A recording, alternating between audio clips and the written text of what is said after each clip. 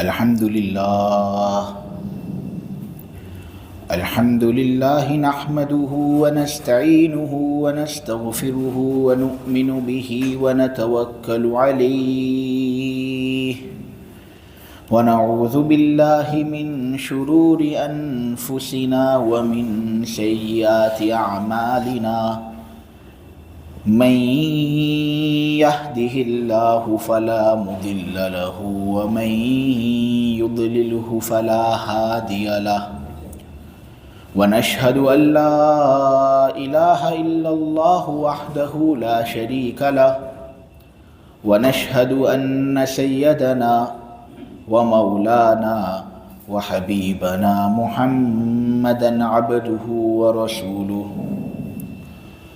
الحمد لله وكفى والصلاة والسلام على رسوله المصطفى وعلى عباده الذين ارتضى ومن بهداهم اهتدى وبآثار أهل المدينة اكتفى أعوذ بالله من الشيطان الرجيم بسم الله الرحمن الرحيم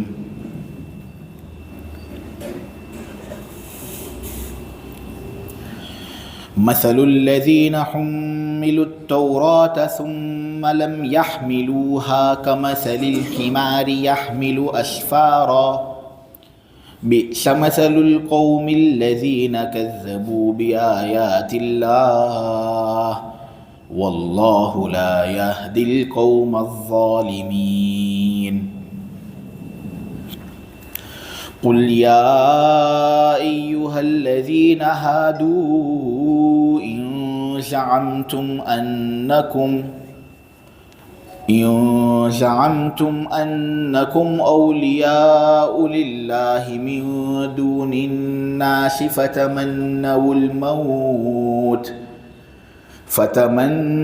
الموت إن كنتم صادقين ولا يتمنونه أبدا بما قدمت أيديهم والله عليم بالظالمين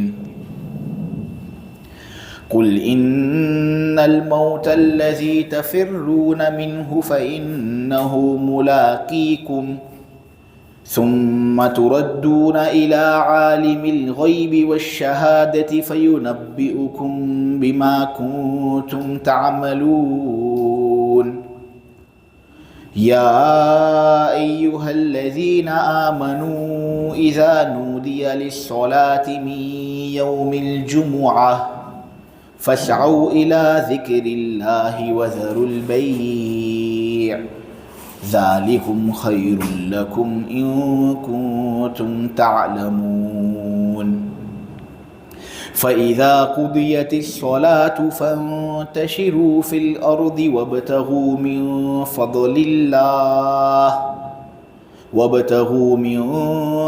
الله واذكروا الله كثيرا لعلكم تفلحون وإذا رأوا تجارة أو لهوا انفضوا إليها وتركوك قائما قل ما عند الله خير من اللهو ومن التجارة والله خير الرازقين صدق الله العظيم.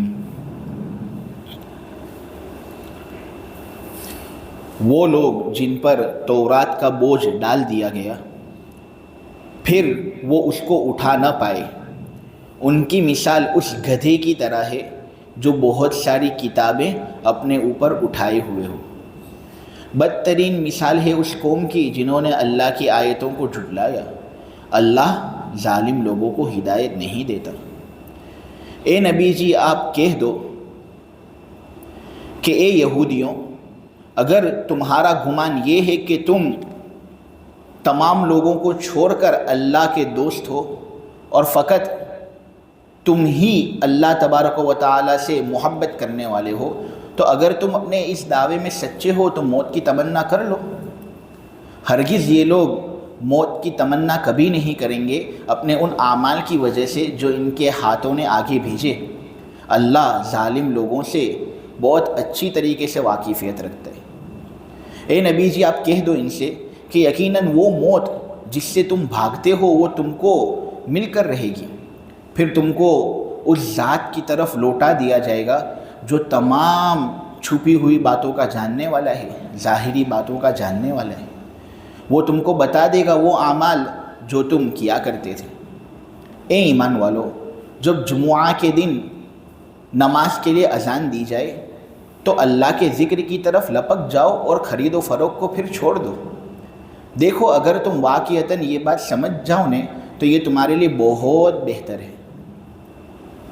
جب نماز سے فراغت ہو جائے تو پھر زمین میں پھیل جاؤ اور اللہ کا فضل تلاش کرو، خرید و فروخت کرو، خوب اللہ کو کثرت سے یاد کرو تاکہ تمہیں کامیابی حاصل ہو جائے۔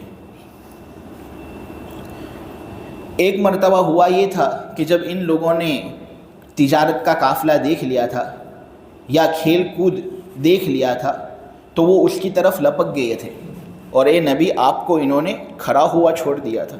ان سے کہو کہ جو کچھ اللہ کے پاس ہے وہ کھیل کود اور تجارت کے قافلوں سے بہتر ہے۔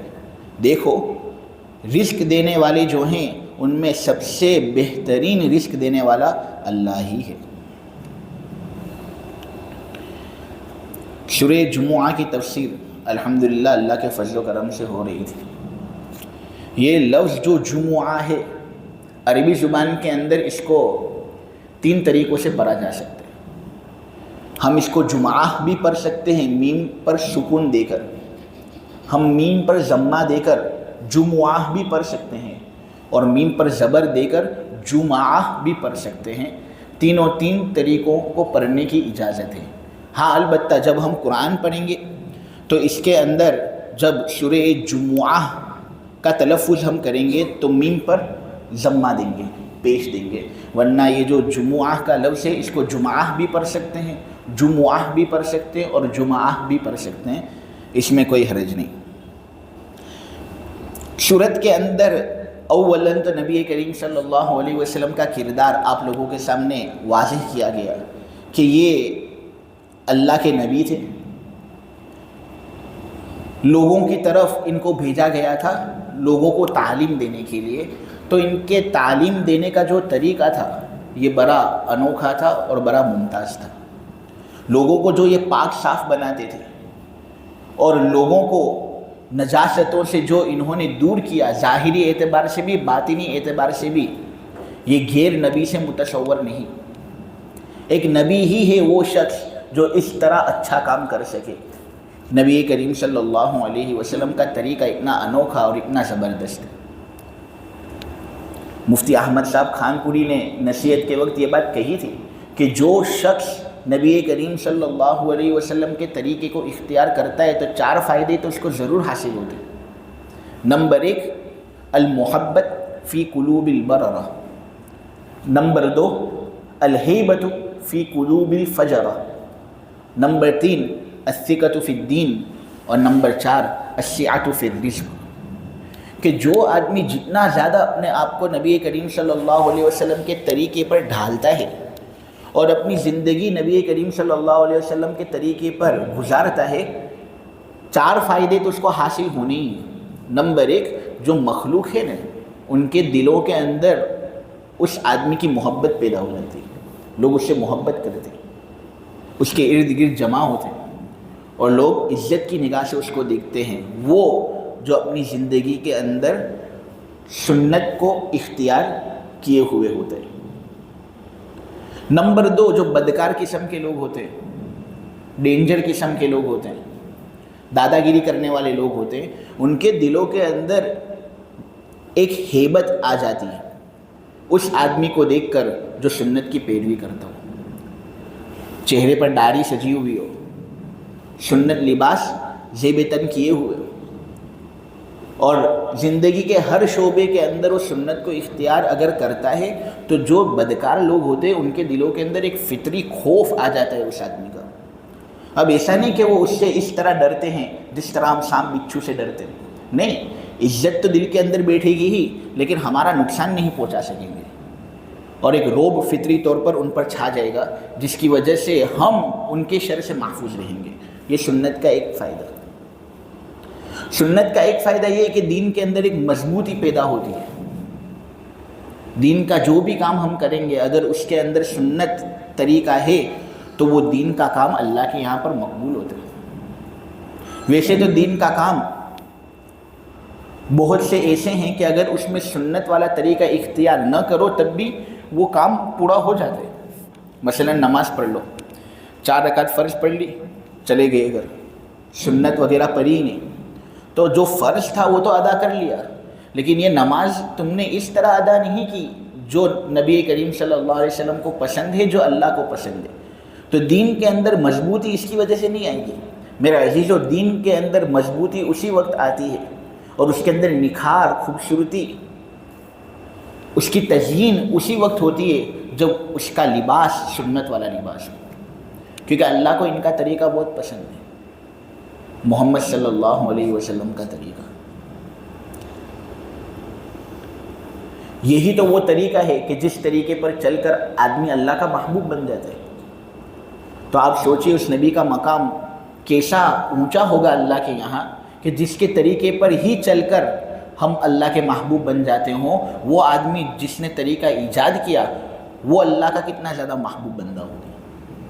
تو الثقۃ فی الدین، دین میں پختگی سنت سے حاصل ہوتی ہے۔ اور چوتھا فائدہ جو حضرت نے بیان کیا تھا وہ یہ ہے کہ آدمی کے رزق کے اندر بھی وسعت اور کشادگی ہوتی ہے۔ جو آدمی جتنا زیادہ سنت کا پابند ہوتا ہے، کاروبار کے اندر جھوٹ فریبیوں سے بچتا ہے، لوگوں کو بچاتا ہے، امانت داری سے کاروبار کرتا ہے، دھندا کرتا ہے، تو اللہ تبارک و تعالیٰ اس کے رزق کے اندر برکت دیتا ہے اور زبردست برکت دیتے ہیں۔ تو یہ سنت کے 4 فوائد ہیں جو آدمی کو حاصل ہوتے ہیں۔ اس لیے ہم جو بھی کام کریں نا اس کے اندر ہم سنت کی نیت ضرور کریں۔ دیکھو ہم اگر روٹی کا ایک لقمہ بھی منہ کے اندر ڈالیں گے اور اس میں سنت کی نیت ہوگی تو اللہ تبارک و تعالیٰ ہم سے راضی ہو جائے گا۔ حالانکہ وہ ہم کھا رہے ہیں اپنے فائدے کے لیے، لیکن اپنے فائدے کے اندر بھی ہم اللہ کی رضامندی کو حاصل کر سکتے ہیں۔ بلکہ غفلت سے پڑی ہوئی اگر 2 نماز ہو، اگر کوئی آدمی بیت الخلاء کے اندر جائے سنت کی نیت سے، تو اس کا بیت الخلاء کے اندر جانا غفلت میں پڑی ہوئی 2 رکعت سے زیادہ افضل ہے۔ آدمی اس بات کا اندازہ لگائے کہ یہ سنت کا کتنا پاور ہے کہ آدمی بیت الخلاء کے اندر جائے سنت کی نیت سے، یہ اس کا غفلت کے اندر پڑی ہوئی 2 رکعت نماز سے بھی افضل ہے۔ تو ہم ہر چیز کے اندر نیت کر لیں۔ ہم ویسے کام تو کرتے ہی ہیں نا، ہر کام کرتے ہیں، سواری پر سوار ہوتے ہیں، فارغ ہونے کے لیے بیت الخلاء جاتے ہیں، سونے کے وقت پر سو جاتے ہیں، کبھی دوپہر کو سوتے کبھی رات کو سوتے، اس میں سنت کی نیت کر لیں۔ یہ نیت بھی کر لیں کہ ہم اس لیے کام کر رہے ہیں تاکہ عبادت پر ہمیں طاقت ملے۔ سانس لینے پر بھی اگر سنت کی نیت ہوگی انشاءاللہ ہر تنفس اور ہر سانس پر اللہ ہمیں ثواب دے گا۔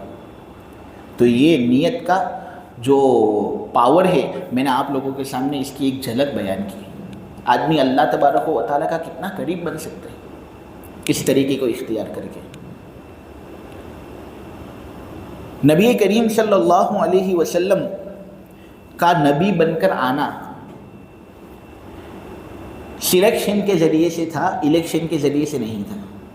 یعنی حضور نبی بن کر آئے تھے تو حضور کو نبی اللہ تبارک و تعالیٰ کی طرف سے منتخب کیا گیا تھا۔ اب کسی کو حضور کی ذات پسند نہ ہو، کوئی یہ چاہتا ہو کہ نبی کریم صلی اللہ علیہ وسلم ہماری نسل سے پیدا ہوتے تو اچھا ہوتا، تو یہ طریقہ بالکل غلط ہے۔ تم اللہ تبارک و تعالیٰ کے فیصلے پر ناراضگی کا اظہار کر رہے ہو اور یہ مناسب نہیں۔ یہ اللہ کا فضل ہے، وہ جس کو چاہے اس کو دے۔ اللہ فضل کا مالک ہے، کوئی اللہ سے پوچھ نہیں سکتا کہ تو نے یہاں پر کیوں فضل کیا۔ یہود لوگوں نے لیکن اللہ پر اعتراض کیا اور آیت نمبر 5 کے اندر یہودیوں کی ہی مذمت بیان ہوئی ہے۔ ویسے بھی یہ عجیب و غریب مخلوق ہے اور عجیب و غریب عقائد ان کے ہیں۔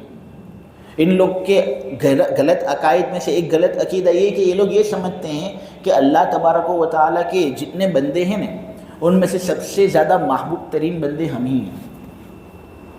ہم گویا اللہ کے بیٹے ہیں.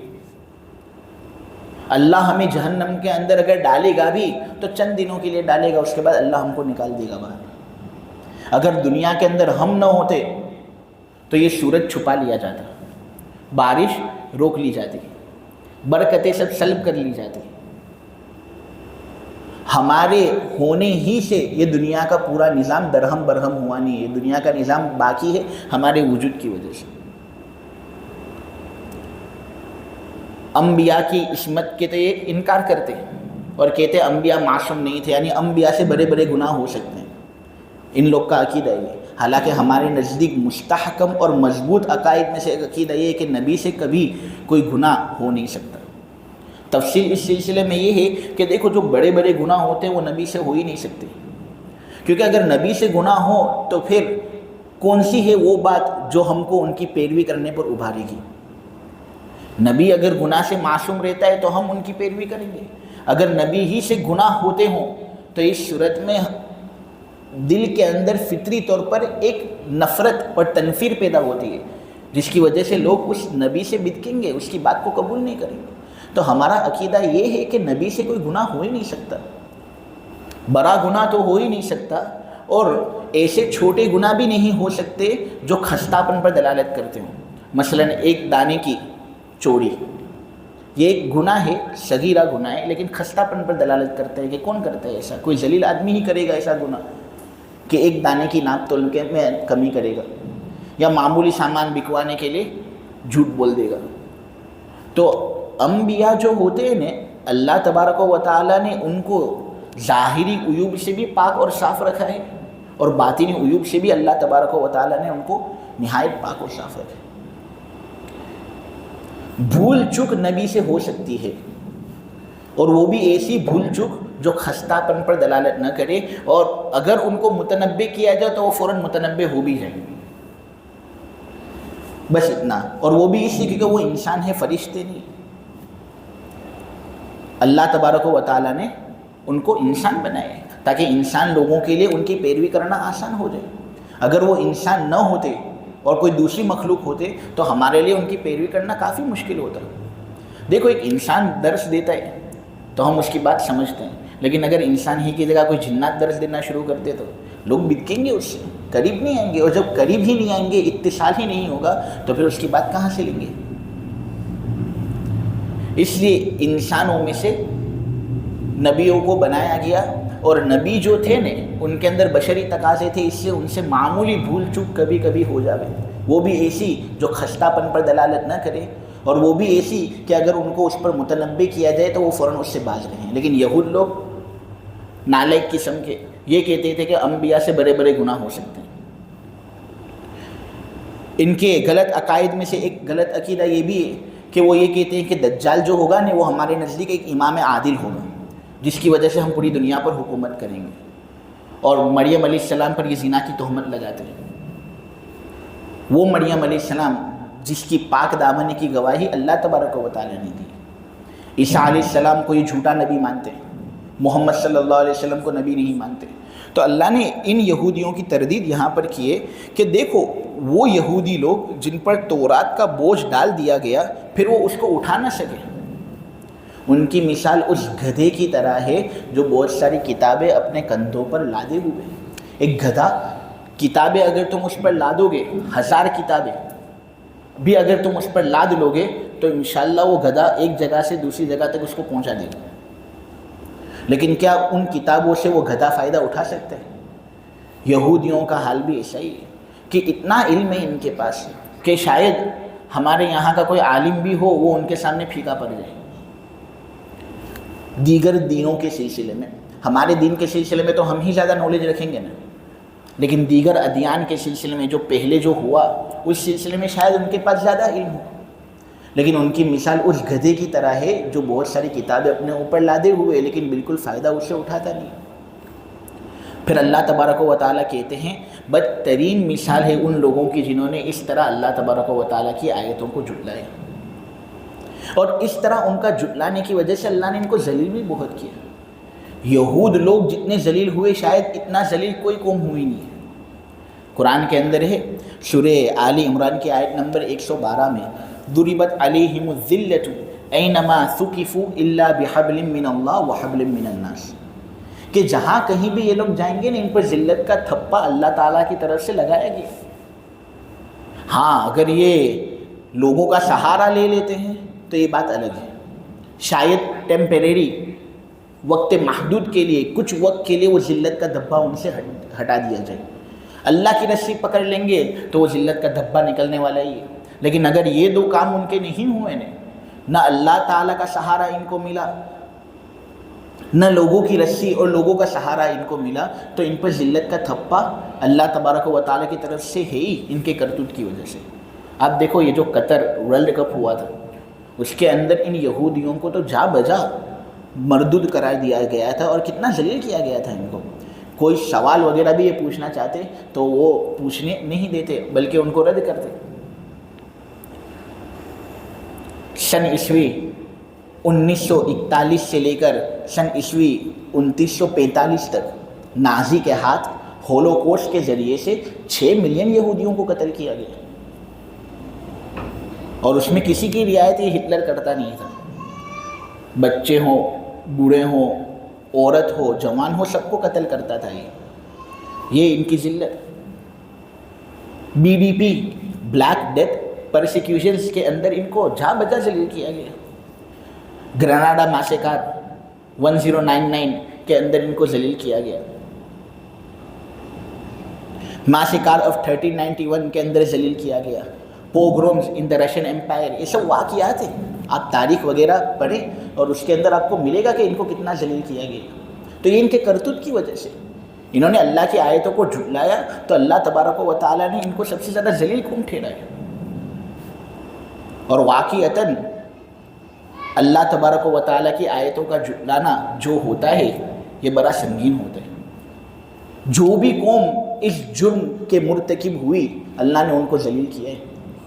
عاد اور سمود لمبے چوڑے تھے، جب ان کو جو ہلاک کیا گیا تو قرآن کے اندر تشبیہ دی جاتی ہے کأنہم اعجاز نخل خاویہ، جب وہ پڑے ہوئے تھے، مردہ پڑے ہوئے تھے تو ایسا لگ رہا تھا کہ وہ کھوکھلے کھجور کے درخت کے تنے ہیں، ان کی جڑیں ہیں، اور وہ کتنی بڑی ہوتی۔ عاد اور سمود کے اندر اللہ نے وہ طاقت رکھی تھی، اپنی طاقت پر ان کو فخر تھا۔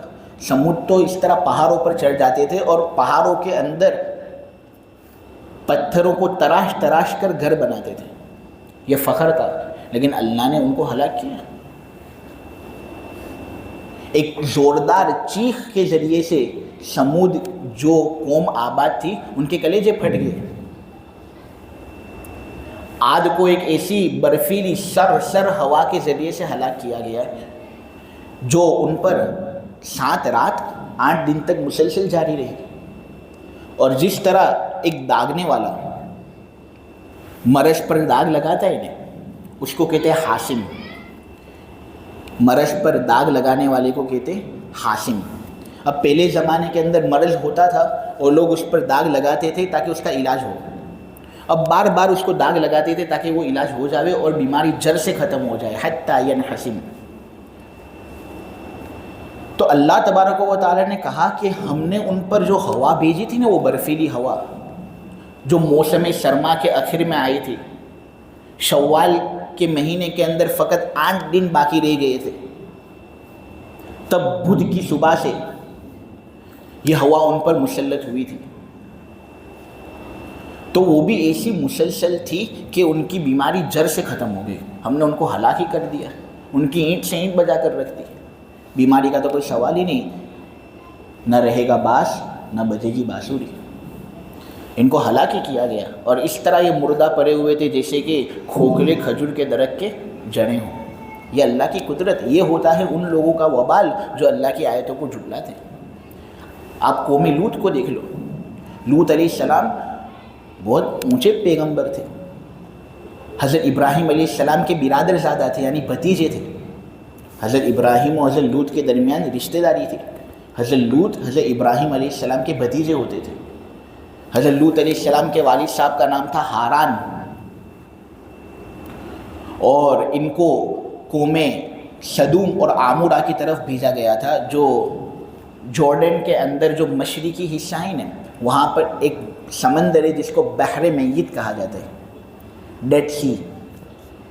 वहाँ पर सदूम और आमूरा की कौम बसा करती थी। जो करीब के लोग वहाँ पर रहने वाले हैं उनका ये अकीदा पहले से चल रहा है। आप उनसे पूछना भी कि वो जो आज हिस्सा, समंदरी हिस्सा नज़र आता है ना, एक ज़माने पे वहाँ पर बस्ती हुआ करती थी, बल्कि बहुत से लोग वहाँ पर रहा करते थे, लेकिन इन्होंने बेहयाई शुरू कर दी। अल्लाह तबारक व तआला ने उनकी ख्वाहिशों को पूरा करने के लिए औरतों को रखा था। वो औरतों से फ़ायदा उठा सकते थे, निकाह हो सकता था, हसीन और जमील औरतें होती थी, लेकिन कज फितरत, बेहयाई की वजह से उनकी ज़मीन का जो तख्ता था ना, उसी को ही उल्टा किया गया और इतना ख़राब अजाब दिया गया ना कि मेरे ख्याल से इससे ज़्यादा सख्त अजाब किसी कौम पर नहीं आया, कि पूरी ज़मीन का तख्ता ही उलट दिया गया और उसको समंदर के नीचे ख़तरनाक तरीके से दबाया गया कि 400 मीटर नीचे वो पूरा इलाका धस गया, दब गया। आज समंदर है, कोई कौम का निशान ही नहीं। सुनो, फिटकार हो उन लोगों पर जो इस तरह जुल्म करते हैं। नूह अलैहिस्सलाम का लड़का था, नबी का खून उसके अंदर दौड़ रहा था, सिरायत कर रहा था। नबी ने ऐन अजाब के मौके पर उसको कहा कि बेटे ये सब सरकशियाँ छोड़ दे, अजाब तेरे सामने है, तूफान आ रहा है, मैंने इतनी बड़ी कश्ती तैयार की, सब लोग इंतज़ार कर रहे हैं, आ जा, अपना तकब्बुर तोड़, अपना गुरूर तोड़, अपने अकीदों को पीछे रख, अपनी कौम का साथ छोड़ और मेरे पास आ, मेरे साथ आ, सवार हो जा। लेकिन वो कहने लगा तुम्हारे साथ तो आऊँगा ही नहीं, एक ऊंचा पहाड़ होगा वहाँ पर चला जाऊँगा, मौत से बच जाऊँगा मैं, लेकिन तुम्हारे साथ मुझे आना नहीं है। ऐन जब उसने वो बात कही थी, हाल बैनहुमुल मौज फ़काना मिनल मुग़रक़ीन, उसी मौके पर एक मौज ज़बरदस्त आई और नबी के सामने नबी के बेटे को इस तरह कत्ल किया गया, मार दिया गया। फिर अल्लाह ने आसमान के अंदर आवाज़ लगाई और ये जो आयत इसकी तर्जुमानी कर रही है ना, मेरे अजीज़ों रोंगटे खड़े हो जाते हैं। मेरे पास जो बच्चे पढ़ते हैं उनको मालूम है कि मैंने इस आयत का हुस्न इन लोगों के सामने बयान किए। वकीला या अरुदुबलई माँ अकी वया समा अकली वगीदल माँ वकुदियल अम्रु वस्तवत अलल जूदी वकीला बौदल लिल कौमिल ज़ालिमीन।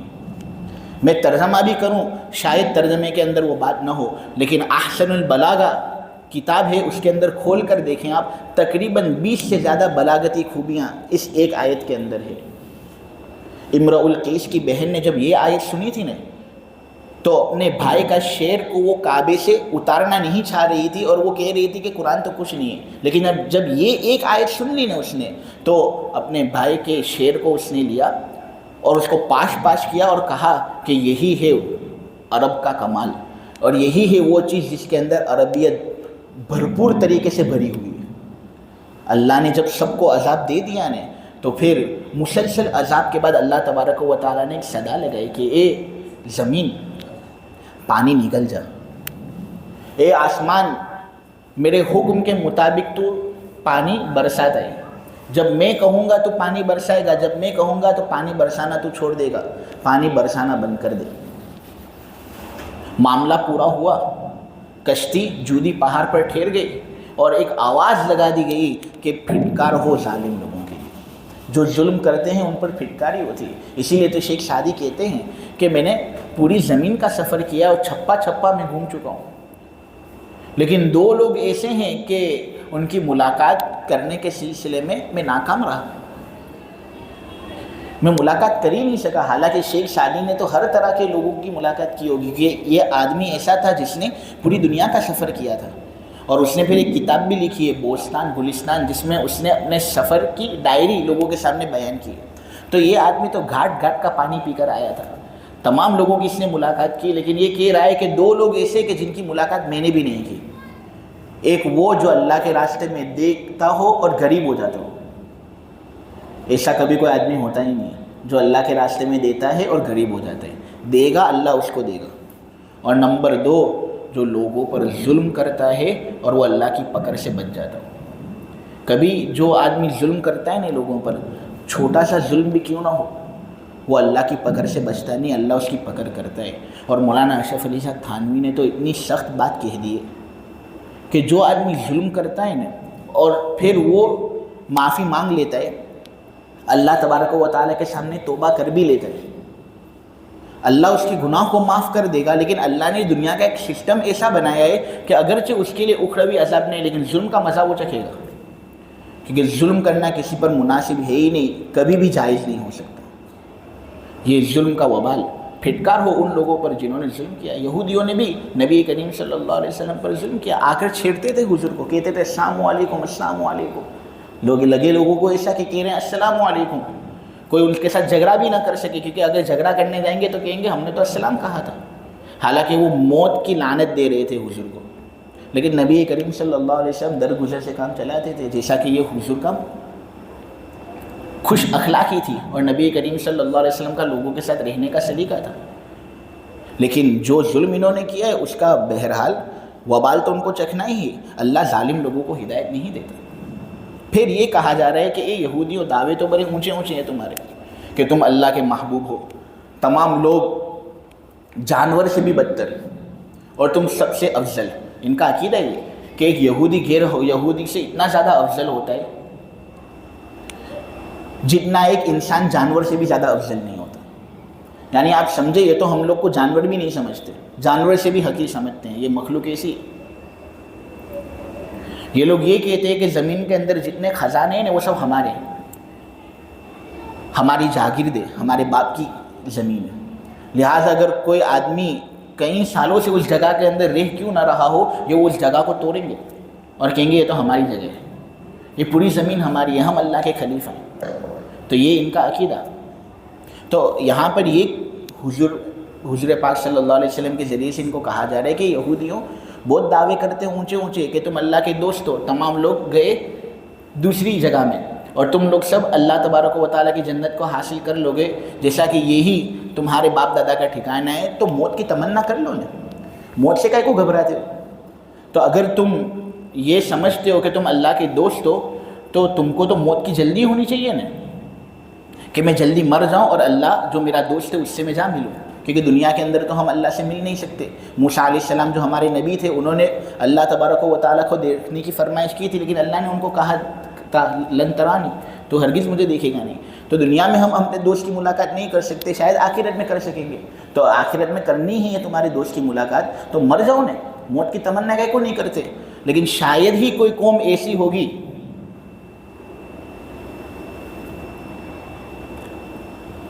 بلکہ میں تو یہ کہتا ہوں کہ کوئی قوم ایسی نہیں ہے جو یہود سے زیادہ موت سے ڈرتی ہو، اتنے زیادہ یہ موت سے ڈرتے ہیں اور اتنے زیادہ ڈرپوک ہے یہ لوگ۔ ان کے یہاں پر ایک آدمی مر جاتا ہے، دیکھو نا کتنا شور مچاتے ہیں یہ لوگ اور واویلا مچاتے ہیں، جیسے پوری قوم کو تباہ کر دیا ہو۔ یہ حماس نے جو حملے کیے تھے ان پر، اب چند گنے چنے لوگ مارے گئے تھے اس میں، اب دیکھو آج تک رونا دھونا سب کے سامنے شروع۔ یہ موت سے ڈر ہے ان کو، اس لیے ہم سے ان کو خوف ہے۔ برطانیہ کے اندر ایک آدمی رہتا تھا، اس نے یہ بات کہی کہ یہ لوگ جو گاڑیوں کے اندر سوار ہوتے ہیں نا، ان گاڑیوں کے اندر جو باڈی ہوتی ہے وہ باڈی کو بھی ڈبل رکھتے ہیں، یعنی ہماری جو گاڑی ہوگی نا اس میں فقط ایک ہی باڈی آئے گی، لیکن یہ اپنی باڈیوں کو ڈبل بنواتے ہیں پیسے زیادہ دے کر، کہتے ہیں کہ کہیں ایکسیڈنٹ وغیرہ نہ ہو جائے، ہم مر نہ جائے، یعنی اتنا زیادہ احتیاط تاکہ ان کی کچھ زندگی باقی رہے۔ تو تم تو یہ دعویٰ کرتے تھے کہ تم اللہ کے سچے دوست ہو، کہاں گیا تمہارا دعویٰ؟ یعنی یہ سب خواہ مخواہ کے ڈھگوسلے ہیں، تم مکاری کر رہے ہو، فریبیاں کر رہے ہو، جھوٹ بولتے ہو اور اپنے آپ کو یہ کہہ رہے ہو کہ ہم اللہ کے دوست ہیں۔ سب سے زیادہ دنیا کی محبت تمہارے دل کے اندر ہی بھری ہوئی ہے، لیکن اس کا اظہار تم کرتے نہیں۔ کبھی بھی یہ لوگ موت کی تمنا کریں گے نہیں، کیونکہ اعمال کچھ ایسے کیے ہیں نا، گندے گندے کام کیے، ظلم کیا ہے، بچوں پر ظلم کیا ہے۔ تو اس طرح بچوں کی آہیں یہاں پر اللہ تبارک و تعالیٰ کے یہاں پر سنی نہ جاتی ہو۔ کوئی دنیا کا بادشاہ ہوگا، سخت سے سخت ہوگا، بچوں کی آہیں تو وہ سن ہی لے گا۔ تو وہ جو آسمان اور زمین کا مالک ہے، جس نے آسمان کو بغیر ستون کے بنایا، جس نے اونچے اونچے پہاڑ رکھے، کیا بچوں کی آہیں اس کے یہاں پر اسی طرح بغیر سنی ہوئی چلتی پھریں گی؟ نہیں، اللہ سنتا ہے، سب سنتا ہے۔ शहरत से वो करीब है। तो जो गुनाह इन्होंने किए हैं उसकी वजह से ये कभी मौत की तमन्ना करेंगे ही नहीं, क्योंकि इनको मालूम है कि शायद आखिरत के अंदर जितना सख्त अजाब इनको होगा किसी को नहीं होगा। हुजूर कहते हैं कि ये मौत जिससे तुम भागते हो ना, तुमको आप पकड़ेगी, यानी जिस चीज़ से तुम भाग रहे हो यही चीज़ तुम्हारे सीने पर हमला करेगी और तुम्हारी रूह एक दिन निकलेगी। आगाह अपनी मौत से कोई बशर नहीं, आगाह अपनी मौत से कोई बशर नहीं, सामान 100 बरस का पल की खबर नहीं। मौत से किसको रुस्तगारी है, आज वो तो कल हमारी बारी है। मिले खाक में एहलिशां कैसे कैसे, मकी हो गए बेमका कैसे कैसे, हुए नामवर बेनिशां कैसे कैसे, ज़मी खा गई आसमां कैसे कैसे। जगह जी लगाने की दुनिया नहीं है, ये इबरत की जा है तमाशा नहीं है। यही तुझको धुन रहूं सबसे आला, हो जीनत निराली हो फैशन निराला, जिया करता है क्या यूं ही मरने वाला, तुझे हुस्न ज़ाहिर ने धोखे में डाला। जगह जी लगाने की दुनिया नहीं है, ये इबरत की जा है तमाशा नहीं है। टुक हिर्स व हवस को छोड़ मियाँ, मद्देश भदेश फिरे मारा, कज़्ज़ा के अजल का लूटे है दिन रात बजाकर नक्कारा।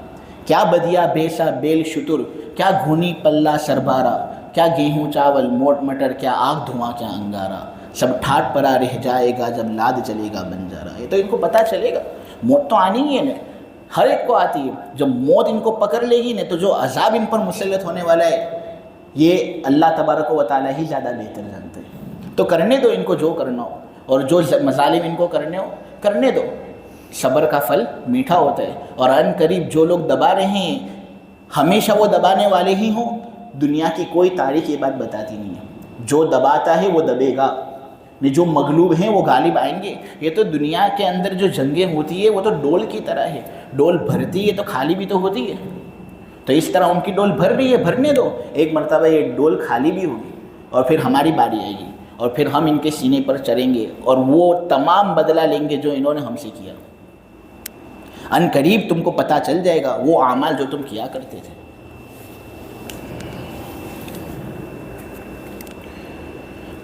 आगे एक अलग रुकू शुरू हो रहा है और यहूदियों की मजम्मत से फरागत हो रही है, यानी यहूदियों की जो मजम्मत बयान हुई थी वो मजम्मत से अब फरागत हो गई। अब जुमा का मजमून शुरू हो रहा है। लेकिन उस मजमून को शुरू करने से पहले मैं आप लोगों के सामने एक बात ये कह दूं कि देखो, शरीयत के अंदर झूठ बोलना गुनाह है ही, लेकिन इसी तरह हक बात को झुटलाना भी गुनाह है। और जो आदमी हक बात को झुटलाता है वो भी एक तरह का झूठ ही बोल रहे हैं। लिहाजा झूठ से अल्लाह हमारी हिफाजत करे। वो लोग जो झूठ बोलते हैं अल्लाह तबारक व तआला के यहाँ पर उनकी बदतरीन मिसाल होती है।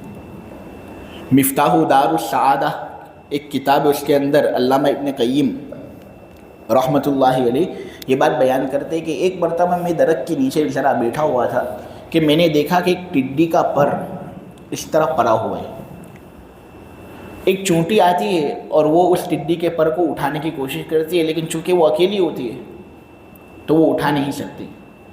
बहुत ज़्यादा उठाने की कोशिश करने के बाद वापस अपने बिल में गई और चंद साथियों को उसने बुलाया ताकि वो आए और वो पर सब मिलकर उठाएं और अपने बिल की तरफ ले जाएं, रानी खुश हो जाए। अब वो गई अपने साथियों को इस तरह लेने के लिए कि अल्लामा इब्न क़य्यिम बशर थे, बशर से गलतियाँ होती है। उन्होंने बस उस पर को उठाया और दूसरी जगह पर रख दिया। अब वो चूंटी आती है अपनी जमात के साथ, यहाँ वहाँ देखती है लेकिन पर तो मिलता नहीं। तो बहुत ज़्यादा जुस्तजू करने के बाद बाकी सब चूंटियाँ जो होती हैं ना वो अपने बिल की तरफ रवाना हो जाते हैं और एक चूंटी बाकी रह जाती है जो इस तरह पर तलाश करती रहती है कि अरे पर गया कहाँ, मैंने देखा तो सही यहाँ पर था। इब्न क़य्यिम कहते हैं कि मैं समझ गया कि ये वही चूंटी होगी जिसने पर अव्वलन तलाश किया था। खैर मैंने वापस पर लिया और उस चूंटी के सामने रख दिया। चूंटी ने वापस पर को उठाने की कोशिश की लेकिन उठा न सकी, तो वापस दीगर चूंटियों को इस तरह बुलाने के लिए वो गई। दीगर चूंटियाँ आते हैं तो अल्लाह इब्न क़य्यिम पर वापस उठा लेते हैं और रख देते हैं और सब इस तरह जुस्तजू करते हैं पर उनको मिलता नहीं। सब चले जाते हैं, एक चूंटी बाकी रहती, वही चूंटी होगी जिसने पर अव्वलन तलाश किया, तो उसके सामने इब्न क़य्यिम वापस पर रखते हैं। اب اس طرح وہ ذرا دیر لگاتی ہے اور مشکل سے 7 چوٹیوں کو اپنے ساتھ لاتی ہے کہ پر ہے یہاں پر ہمارا فائدہ ہو جائے گا. تو اس طرح 7 چوٹی آتے ہیں تو ابن قیم واپس پر لیتے ہیں اور اس کو دوسری جگہ پر رکھ دیتے ہیں. اب اس مرتبہ جب چونٹیوں نے دیکھا نا کہ پر نہیں ہے، یہ خواہ مخواہ کام ہم سے کروا رہی ہے، تو دیگر 7 چونٹیوں نے اس ایک چونٹی پر حملہ کیا اور اس کو پارا پارا کر دیا، اس کے ٹکڑے ٹکڑے کر دیے. ابن قیم کو بہت افسوس ہوا کہ یہ کیا کیا میں نے، یہ کام تو مناسب نہیں، ظلم کرنا تو مناسب ہے ہی نہیں، خواہ زبان والی مخلوق ہو یا بے زبان مخلوق ہو، خواہ ہاتھی جیسی مخلوق ہو خواہ چوٹی جیسی مخلوق ہو، ظلم کرنا تو مناسب نہیں. تو ان کو بہت افسوس ہوا، انہوں نے پر لیا اور وہاں پر اس کو رکھ دیا. تب دیکھا علامہ ابن قیم نے کہ ان 7 چوٹیوں نے جب اس پر کو دیکھا نا تو ان کو بھی بہت افسوس ہوا کہ یار ہم نے اس چوٹی کو جھٹلایا اور اس طرح اس کو قتل کر دیا، پارا پارا کر دیا. تو سب اس چوٹی کے ارد گرد جمع ہو گئے، جستجو کرنے لگے اور رنج و ملال کرنے لگے، شرمندہ ہو گئے، نادم ہو گئے، ندامت کا اظہار کیا. پھر ہوا یہ کہ ابن قیم گئے اور اپنے شیخ ابن تیمیہ سے یہ پورا واقعہ انہوں نے بیان کیا اور سنایا. ابن تیمیہ کو کہا کہ شیخ میرے سے یہ ہوا اور یہ غلط کام میں نے کیا. تو شیخ نے کہا کہ تم کو یہ کام ہرگز نہیں کرنا چاہیے تھا، کیوں کیا یہ کام؟ لیکن اس سے ایک بات ضرور واضح ہوتی ہے کہ یہ جھوٹ اتنا بدتر عمل ہے کہ اس سے تو چونٹی بھی نفرت کرتے ہیں اور قتل و قتال مار دھار کرنے کے لیے تو یہ بھی تیار ہو جاتے ہیں.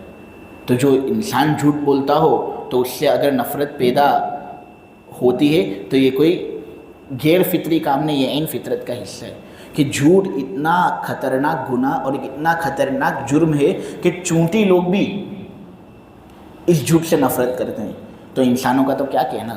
لہٰذا جھوٹ بولنے سے ہمیشہ ہمیشہ ہماری ذاتوں کو ہم کو محفوظ رکھنا ہے، اور کسی کو ہم جھٹلائیں اور وہ بات حق کی ہو یہ بھی مناسب نہیں، یہ بھی ایک طرح کا جھوٹ ہے. اللہ اس سے بھی ہماری حفاظت کرے. یہودیوں کے اندر یہی بیماری تھی جس بیماری کی وجہ سے اللہ نے ان کی دیکھو کیسی مذمت کی ہے. پھر آخر کا جو رکوع ہے اس کے اندر جمعہ کا دن بیان کیا گیا ہے، اس کے کچھ مسائل بیان کیے گئے، خطبے کے مسائل بیان کیے گئے ہیں، اور ایک بنیادی موضوع یہ بیان کیا گیا ہے کہ لوگوں جمعہ کا دن بہت بابرکت دن ہے. اس کے اندر خطبہ تاکید کے ساتھ آدمی کو سننا چاہیے، اور جب جمعہ کی اذان ہو جائے تو خرید و فروخت کرنا حرام ہے، جائز نہیں. اس سے خرید و فروخت نہ کریں، جمعہ کے دن مسجد کی طرف جلدی روانہ ہو جائیں اور وہاں خطبہ سننے کی آدمی فکر کرے. ہاں لیکن جب خطبے سے فارغ ہو جائے، آدمی سنت وغیرہ سے فارغ ہو جائے تو پھر تلاش کرے اللہ کے رزق کو. اور جمعہ کے دن جمعہ کی نماز کے بعد جو برکتیں روزی تلاش کرنے کے اندر ہوتی ہے شاید اتنی برکت کسی اور دن نہیں ہوتی. اس لیے اس بات کا خاص اہتمام کہ جمعہ کا دن جب ہم جمعہ کی نماز پڑھ لیں تو جمعہ کی نماز پڑھنے کے بعد سونا نہیں ہے، فوراً اللہ کا رزق تلاش کرنا ہے. اور اگر کوئی سفر وغیرہ ہو، مال وغیرہ لینے جانا ہو تو اللہ کہتے ہیں فانتشروا فی الارض، پھیل جاؤ زمین میں اور دور دور جگہ جاؤ، اور یہی اتنا وقت متعین کرو کہ جمعہ کی نماز ہوگی سفر چلو، پلان بناتے اور فلاں جگہ جاتے ہیں خریدی وغیرہ کرنے کے لیے. انشاءاللہ اس خریدی کے اندر برکت رہتی ہے. نہیں پھر آدمی یا نافع کی تسبیح بھی اگر زبان پر جاری رکھتا ہے اور اللہ سے دعائیں کرتا ہے، 5 وقت نماز کی پابندی کرتا ہے، تو اللہ تبارک و تعالیٰ اس کی مال کے اندر برکت رکھ دیتا ہے، اور وہ مال پھر بکتا ہی ہے، بکنا اس کا ضروری ہو جاتا ہے. اللہ نے وعدہ کیے. اور ایک بات ہمیں یہ بھی سمجھ میں آئی کہ ہمیشہ جب ہم تجارت کریں تو باہر سے مال لے کر آئیں. باہر سے مال لے کر آنے کے اندر برکت ہوتی ہے. سفر کرنے کے اندر جو آدمی کو مشقت ہوتی ہے نا، اس میں برکت ہے. اور جو آدمی دھندے کے لیے سفر کرتا ہے نا، ہم یہ نہیں کہہ سکتے کہ وہ بے عینی جہاد کر رہا ہے، لیکن یہ بھی ایک طرح کا جہاد ہے. لہٰذا جو آدمی دھندے کے لیے سفر کرتا ہے اللہ کی مدد اس کے ساتھ رہتی ہے، اور جب اللہ کی مدد اس کے ساتھ رہتی ہے تو اس کے کاروبار کے اندر فائدہ ہونا ہی ہے. تو ہمیشہ جب ہم کوئی دھندا کرنا چاہیں، کوئی کاروبار کرنا چاہیں تو باہر سے مال لے کر آئیں. باہر سے مال جب ہم لائیں گے نا تو اس میں برکت رہے گی. لوگوں کو ایسی چیز ہم پرووائڈ کریں جو ان کو یہاں نہ ملتی ہو. ہماری سوچ یہ ہو کہ لوگوں کے لیے سہولت ہو کہ ارے یہ لوگ کہاں سے یہ چیز یہاں پر ان کو ملے گی، تو ہم ان کو باہر کی چیز دیتے تاکہ ان کے لیے آسانی ہو. ہم لوگوں کا سوچیں گے، اللہ ہمارا سوچے گا، اور جب اللہ ہمارا سوچے گا تو ہمارے لیے کامیابی ہی کامیابی ہے. لعلکم تفلحون. اے لوگوں اللہ کا ذکر کثرت سے کر لیا کرو تاکہ تم کامیاب ہو جاؤ۔ خیر اس سیرت میں انشاءاللہ جو تفصیل ہے وہ آئندہ ہفتے کریں گے۔ اللہ تبارک و تعالی عمل کی توفیق عطا فرمائے۔ سبحانک اللہم بحمدک وتبارک اسمک وتعالی جدک ولا الہ غیرک لا الہ الا اللہ الاحد الصمد الذی لم یلد ولم یولد ولم یکن له کفوا احد لا الہ الا اللہ الحنان المنان بدیع السماوات والارض ذو الجلال والاکرام اللہم لک الحمد کلہ ولک الشکر کلہ ولک الملک کلہ وإلیک یرجع الامر کلہ اللہم لا احصی ثناء علیک انت کما اثنیت علی نفسک اللہم صل علی سیدنا مولانا محمد النبی الامی وعلی آلہ وسلم تسلیما یا رب صلی وسلم دائما ابدا علی حبیبک خیر الخلق کلہم۔ اے اللہ ہمارے گناہوں کو معاف فرما دے، اے اللہ ہمارے خطاؤں سے درگزر فرما۔ مولا کریم بے شک ہم بڑے گنہگار ہیں، خطاوار ہیں، ریاہ کار ہیں، ہم نے بے شک بہت گناہ کیے ہیں۔ اے اللہ ہم تجھ سے معافی مانگتے ہیں، اے اللہ ہمیں معاف کر دے۔ یہودیوں کا جو انجام تو نے کیا ہے اے اللہ وہ انجام تو ہمارے لیے متعین مت کرنا۔ اے اللہ یہودیوں نے جہاں جہاں غلطی کی وہاں پر درستگی اختیار کرنے کی ہمیں توفیق عطا فرما۔ اے اللہ ہم تیرے بڑے محتاج ہیں، مولا کریم ہمیں تیری بہت ضرورت ہے۔ مولا کریم آج دنیا بھر کے اندر مسلمانوں پر جو مظالم ڈھائے جا رہے ہیں خصوصاً ان یہودیوں مقبوض قوم کی جانب سے، اے اللہ ان مظالم کو تو ختم فرما، اے اللہ ان ظلموں کو تو ختم فرما۔ اے اللہ کب تک اس طرح ہماری جانوں کو بے قیمت سمجھا جائے گا؟ کب تک ہمارے خونوں کو پانی کی طرح اس طرح بہا دیا جائے گا؟ اے اللہ کب تک ہمارے بچے اس طرح قتل ہوتے چلے جائیں گے اور کب تک اس طرح ہماری عورتیں بیوہ ہوتی چلی جائیں گی؟ مولا کریم بروں کی لاج نہیں رکھی جاتی۔ اے اللہ اب تو سن لے۔ مولا کریم تو ہمیشہ سے سنتا ہی آ رہا ہے اور تیری تو حکمتیں ہیں، تو کیا سوچتا ہے ہمیں نہیں معلوم۔ ہمارے سامنے تو ایک ذرہ ہے، تیرے سامنے پوری تصویر ہے۔ اے اللہ ضرور اس میں تیری کوئی حکمت ہوگی، لیکن مولا ہم تو بڑے بے صبرے لوگ ہیں۔ اے اللہ جب نتیجہ ہم نہیں دیکھتے تو جلد باز بن جاتے ہیں۔ اے اللہ اب تجھ سے ہم انتہائی درجے کی درخواست یہی کریں گے کہ اے اللہ اب یہودیوں کا خاتمہ فرما۔ مولا کریم جو مظالم ان کی جانب سے غزہ شہر پر ڈالے جا رہے ہیں ان کو ختم فرما۔ اے اللہ بھوک کی وجہ سے کوئی دشمن کو مارتا ہوگا مولا کریم بہت تو جو قتل و قتال ہوتا ہے اس سلسلے میں قیدی اگر بن کر آتے ہیں تو ان کو کھانا دے دیا جاتا ہے۔ اسلام کے اندر یہی تعلیم ہے، اور دنیا کے اندر جتنی بھی جنگیں شاید ہوتی ہوں گی بھوک کی وجہ سے تو کوئی مارتا نہیں ہوگا۔ اے اللہ یہ تو بچوں کو بھوکا مار رہے ہیں۔ اے اللہ ان کی لاج رکھ لے۔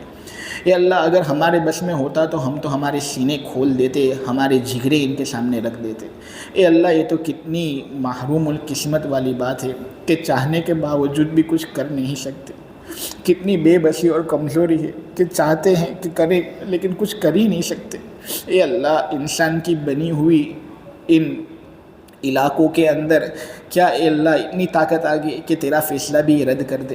مولا کریم بے شک ایسا تو ہو ہی نہیں سکتا، تیرا فیصلہ سب پر حاوی ہے، تیرا فیصلہ سب پر غالب ہے۔ ہم تیرے فیصلے کے منتظر ہیں، ہمیں معلوم ہے کہ تو جو کرے گا وہ حق فیصلہ ہی ہوگا۔ یہودیوں کا خاتمہ فرما اے اللہ، ان کو مغلوب فرما، ان کو شکست دے، ان کو نیست و نابود کر، بے خور بن سے کو اکھاڑ کر پھینک دے، اور فلسطینیوں کی مدد فرما، اور دیگر جگہوں میں جہاں پر بھی مظالم مسلمانوں پر ڈھائے جا رہے ہیں اے اللہ ان کو ظلموں سے نجات عطا فرما، مسلمانوں کو غلبہ عطا فرما۔ خلافت کے زمانے کے اندر مسلمانوں کی جو روشنی تھی، جو مشرق و مغرب کے اندر چمک رہی تھی، اے اللہ اس روشنی کو واپس پیدا کر دے، قرآن و سنت پر عمل کرنے والا ہمیں بنا دے۔ اے اللہ قرآن و سنت کے جو مضامین ہیں اے اللہ ان کے ذریعے سے ہمارے دلوں کو روشن کر دے۔ یہ لوگ تفسیر سننے کے لیے آتے ہیں، اے اللہ ان کا اس طرح بیٹھنا اے اللہ اس کو تو قبول فرما۔ مولا کریم پتہ نہیں ان مجلس والوں میں سے کون سا ایسا بندہ ہوگا جس کی آہیں تیرے یہاں پر مقبول ہو، جو تیرے یہاں پر بہت زیادہ مقبول بندہ سمجھا جاتا ہو۔ اے اللہ ہم اس کا واسطہ دیتے ہیں اور ہم ہماری مغفرت کرانا چاہتے ہیں۔ اے اللہ اس تفسیر کو قبول فرما، نورانیت پورے عالم کے اندر پھیلا دے، خصوصاً مجلس والوں کو اس سے فائدہ پہنچا۔ ایسا نہ ہو کہ مولا کریم یہ فائدہ لینے کے لیے آئے اور ہم ان کو فائدہ نہ پہنچا سکیں۔ اے اللہ ان کو فائدہ پہنچا، ان کی عملی علمی زندگی کے اندر ترقی عطا فرما، دنیا بھی ان کی اچھی بنا، آخرت بھی ان کی اچھی بنا، دنیا کے اندر ان کو عزت دے، ذلت سے ان کی پوری پوری حفاظت فرما، طاقت قوت سے نواز، تندرستی سے نواز، عدم تندرستی کمزوری وغیرہ سے پوری پوری حفاظت فرما، خیر کے فیصلے فرما، شر کے فیصلوں سے پوری پوری حفاظت فرما، اور اے اللہ ہمارے اس بیٹھنے کو اور مجلس کے اندر شرکت کرنے کو، تفسیر سننے کو، کرنے کو سب کو قبول فرما۔ وصلی اللہ تعالی علی خیر خلقہ محمد وعلی آلہ وصحبہ اجمعین برحمتک یا